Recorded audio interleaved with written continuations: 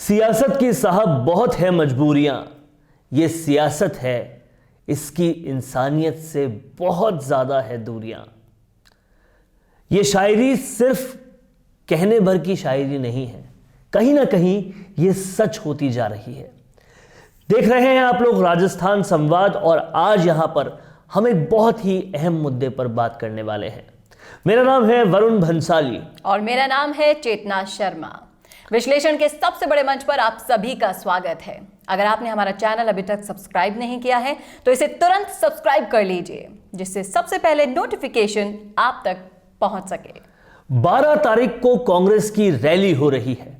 खुद कांग्रेस की ही एक बड़ी नेता, राजस्थान कांग्रेस की एक बहुचर्चित नेता ज्योति खंडेलवाल ने अपनी ही बड़ी नेता सोनिया गांधी को पत्र लिखकर कह दिया है कि ये क्या कर रही हैं मैडम, यहां पर कोरोना का खतरा बढ़ता जा रहा है और आप रैली कर रहे हैं। ये वही विपक्ष है जो केंद्र के सत्ता पक्ष को जोर जोर से बोल रहा था कि कोरोना की सेकंड फेज सिर्फ इसलिए आई क्योंकि कलकत्ता में आपने इलेक्शन में रैलियां की जी। और अब जब ओमिक्रॉन बढ़ रहा है तो खुद कांग्रेस क्या कर रही है ये सबको दिखाई दे रहा है। जनता की हिफाजत ज्यादा जरूरी है या फिर ये रैली?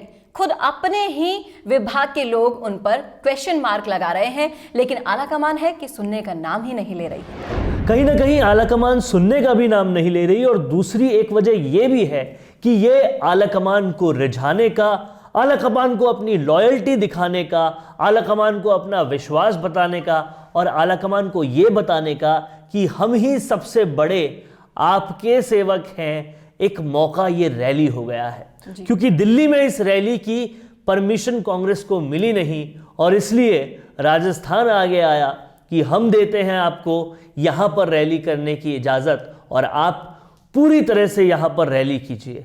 लेकिन क्या कांग्रेस में जो बैठे हैं उन लोगों ने, क्या सियासतदानों ने, क्या उन राहुल गांधी ने जो कोरोना के लिए सबसे ज्यादा बोल रहे थे, एक बार भी सोचा है कि इस रैली का इंपैक्ट क्या होगा?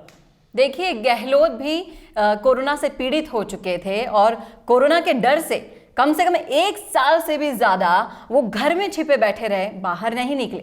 वीडियो कॉन्फ्रेंसिंग के जरिए उन्होंने अपनी मीटिंग्स पूरी करी, लेकिन जनता के बीच कभी नहीं गए। और अब उसी जनता को उन्होंने नौक पर ले लिया है पूरे कि कोरोना फैले तो फैले, पर रैलीज बहुत ज्यादा जरूरी है। और सबसे बड़ी बात यह कि यहां कई बार खुद मुख्यमंत्री अपने भाषणों में, कई बार बड़े से बड़े जो स्वास्थ्य के अधिकारी हैं वो अपने भाषणों में कह चुके हैं कि अगर ये तीसरी लहर आती है, जो कि अब आना शुरू हो चुकी है, तो बच्चों के लिए वो बहुत ज़्यादा घातक साबित होगी। और ये उदाहरण हमने हाल ही में यूरोप में और अमेरिका में देखा है। 9 पेशेंट्स यहाँ मिल चुके हैं, लगातार संख्या बढ़ती जा रही है। हाल में संख्या 18 आई थी, उससे एक दिन पहले 30 के पार हो गई थी। तो ये संख्या बढ़ते हुए सबको दिखाई दे रही है, लेकिन रैली है कि रुकने का नाम नहीं ले रही, इसकी तैयारियां हैं कि रुकने का नाम नहीं ले रही। ऐसे में कौन जिम्मेदारी लेगा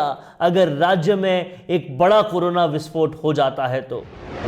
और कहीं ना कहीं ये भी एक सवाल पैदा यहाँ होता है कि इस विस्फोट को करने का कारण वही सरकार बन रही है जिसको कोसा जाएगा कि इन्हीं की वजह से ये हुआ है।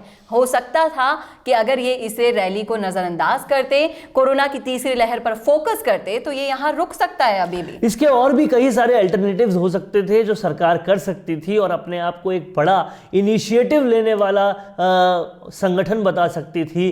कैसा होता अगर एक साथ कांग्रेस के जितने भी कार्यकर्ता हैं, जो कि करोड़ों की संख्या में होंगे, वो सब ऑनलाइन आते, हैशटैग्स बनाते, वीडियोस पोस्ट करते, ऑनलाइन अपना विरोध दर्ज करते, तो भी शायद बहुत कुछ हो जाता। लेकिन नहीं, यहां जब कोरोना की संख्या बढ़ती जा रही है तब इस रैली को करने का सोचा। सियासी गलियारों में बात यह भी है कि कहीं ना कहीं पायलट की बढ़ती लोकप्रियता को देखते हुए अगर आलाकमान को अपने पक्ष में करना था तो ये सबसे अच्छा तरीका था, ये सबसे अच्छा मौका था और इसीलिए ये किया गया है। अगर ये सच है तो सच में सियासत के अंदर इंसानियत बहुत ज़्यादा दूर हो जाती है।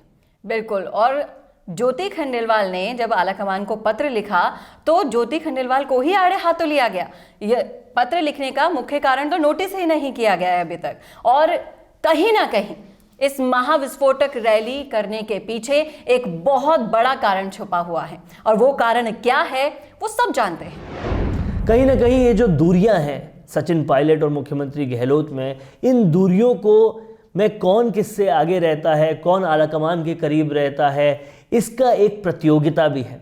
और शायद अब आलाकमान की नज़रों में सबसे बढ़िया बढ़ जाने का ये एक मौका भी था, पायलट को परास्त करने का ये एक मौका था, पायलट की बढ़ती लोकप्रियता को परास्त करने का एक मौका था, बात बात पर जो भीड़ लग रही थी पायलट के पास उसको कम करने का एक मौका था, और उस मौके को भुनाया जा रहा है और ऐसा सियासी गलियारों में लगातार कहा जा रहा है। क्योंकि अगर ऐसा नहीं है तो क्यों वो सरकार जो सबसे ज़्यादा कोरोना में जिन्होंने वैक्सीनें लगाई, जिन्होंने सबसे अच्छे कोरोना का मैनेजमेंट किया, जिन्होंने भीलवाड़ा मॉडल दिया, जिन्होंने रामगंज मॉडल दिया, वो अब क्यों कोरोना को लेकर सजग नहीं है? जब स्कूलों छोटे बच्चों की बंद हो रही है, तो प्रार्थना सभाएं स्कूलों में बंद हो रही है, तो फिर ये क्यों नहीं रोकी जा रही? देखिए, जनता जनार्दन है और जनता अब इतनी बेवकूफ़ नहीं है, वो सब जानती है कि ये सब क्यों किया जा रहा है।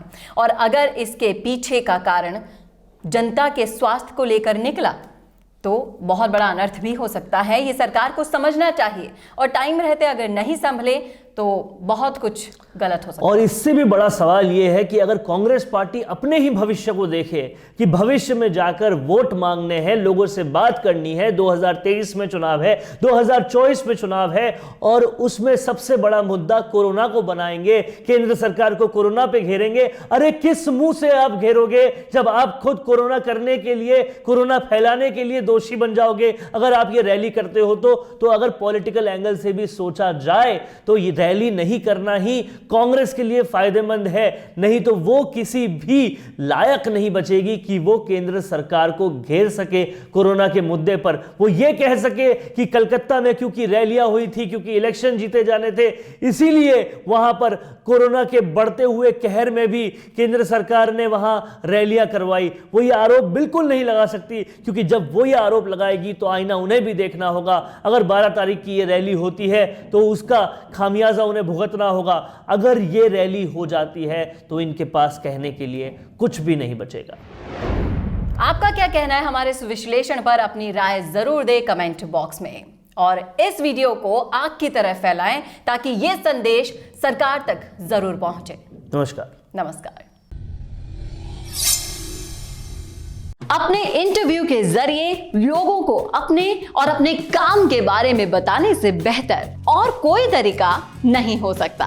और वो इंटरव्यू अगर ऐसे चैनल पर हो जिसमें प्रदेश के 2,70,000 से भी ज्यादा लोग सब्सक्राइबर्स हो, तो आपकी आवाज को बुलंद होने से कोई नहीं रोक सकता।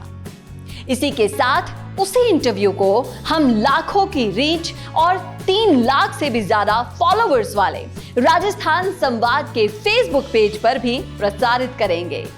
इसके अलावा फेसबुक के कई ग्रुप्स के जरिए वो इंटरव्यू लगभग 50 लाख लोगों तक जाएगा। प्रोफेशनल न्यूज रूम और प्रोफेशनल एंकर के साथ state of the art studio में लिया जाएगा आपका इंटरव्यू। और जैसा कि आप सभी जानते हैं कि सैटेलाइट चैनल्स को टीवी पर देखना अब लोगों ने लगभग बंद कर दिया है, और उन्हें भी YouTube या Facebook पर ही देखा जा रहा है।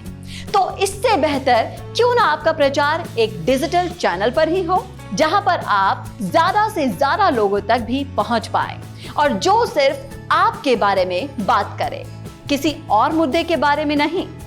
तो राजनीतिक रूप से आपको छाना हो या फिर अपने बिजनेस को बढ़ाना हो, करवाइए अपना इंटरव्यू और पहुंचाइए अपना नाम लाखों करोड़ों लोगों तक।